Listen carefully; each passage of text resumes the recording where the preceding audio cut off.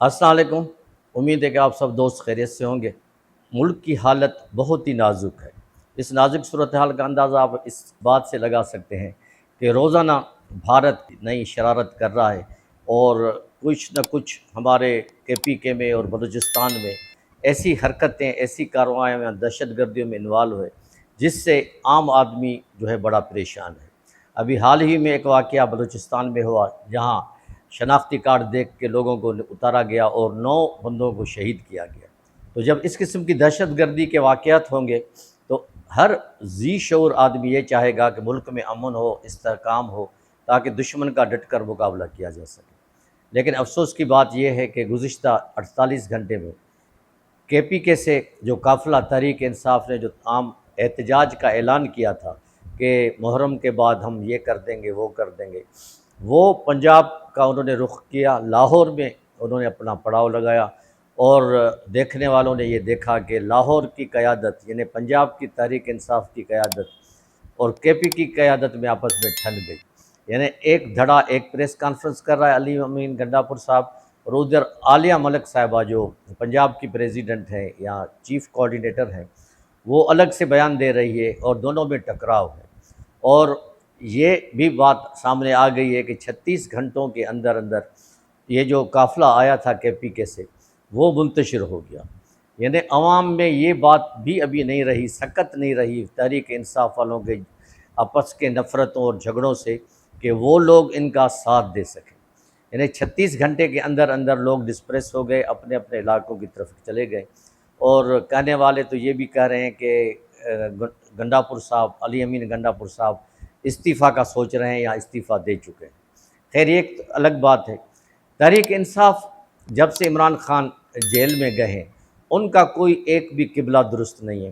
3-4 دھڑے ہو گئے ہیں۔ ایک دھڑے کو علی امین گنڈا پور دیکھ رہا ہے، دوسرے کو بشرا بی بی دیکھ رہی ہے، تیسرے کو علی امین گنڈا پور کے ساتھ ساتھ علیمہ خان دیکھ رہی ہے۔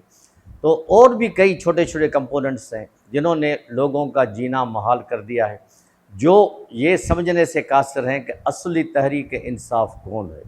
لاہور کے بہت بڑے وکیل ہیں، ان کا اپنا دھڑا ہے، وہ ان کے کسی کے ساتھ بھی ان کی وہ انڈرسٹینڈنگ نہیں ہو رہی ہے۔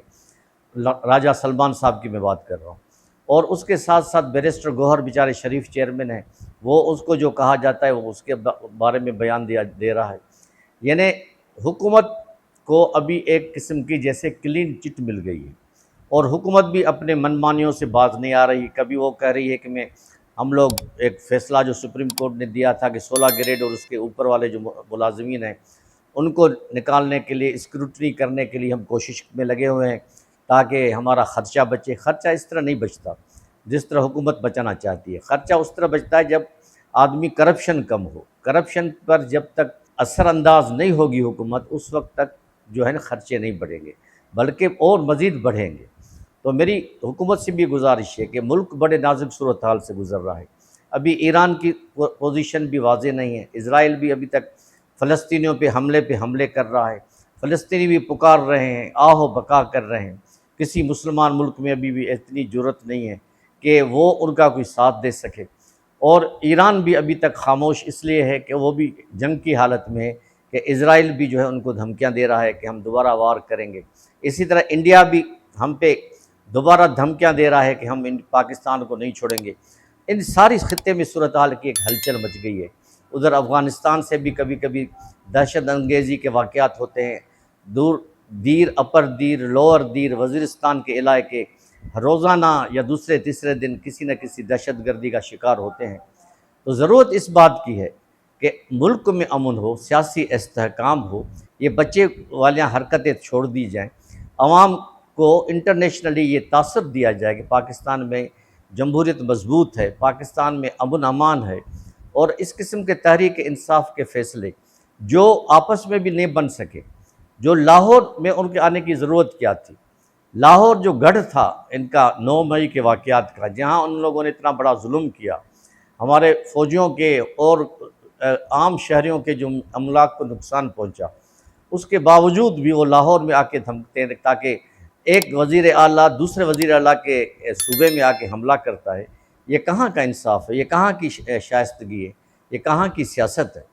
تو میرا یہ हुकूमत से भी और तहरीक इंसाफ से भी पुरजोर अपील है कि खुदारा वो अकुल के नाखून लें, मुल्क की तरक्की के लिए काम करें, अपने मुल्क के सूबे के लिए काम करें। जब आप देख रहे हैं कि KPK में इतनी बड़ी ख़तरनाक सूरत हाल है, जस्ट लाइक सिविल वार हो रही है, वहाँ दहशतगर्द कई सूबों में उनका कब्ज़े की कोशिश कर रहे हैं, तो आपको तो अपने सूबे को जो है वो ठीक रखना चाहिए, अमन अमान रखना चाहिए, ताकि लोग सुकून से आ जा सकें, कारोबार कर सकें, मुलाजमत पेशा आराम से आ जा सकें। या आप इस मौके पे आके दूसरे सूबे में आके हंगामा आराई करें, तो ये ज़रा सोचने की बात है। और मुल्क की तरक्की के लिए ये छोटी मोटी चीज़ें हरकतें करना छोड़ दी जाए, ताकि मुल्क एक सही सिमत में जाए, यूनिटी हो, ताकि हम दुश्मन को सही जवाब दे सकें।